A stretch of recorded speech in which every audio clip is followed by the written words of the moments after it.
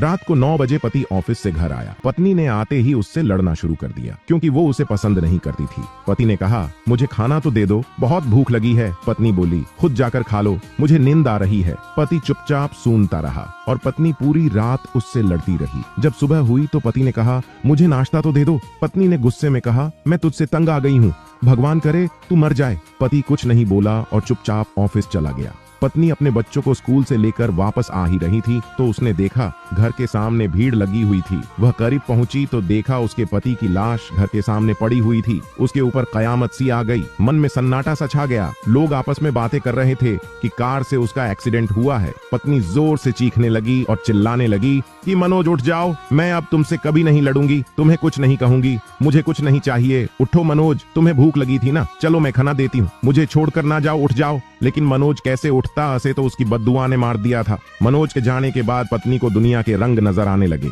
रिश्ते बदलते दिखने लगे, उसके अपने उससे मुंह मोड़ने लगे, दुनिया के लोग उसे गंदी नजरों से देखने लगे। फिर कुछ दिनों में उससे उसका घर भी छीन लिया गया। जो हिस्सा उसका बनता था सासुराल वालों ने उसे दे दिया। पति के मरने के बाद उसे एहसास हुआ कि पति जैसा भी हो, चाहे पसंद का हो या नापसंद का, लेकिन औरत के सर का ताज होता है। अगर सहमत है तो यस लिखे।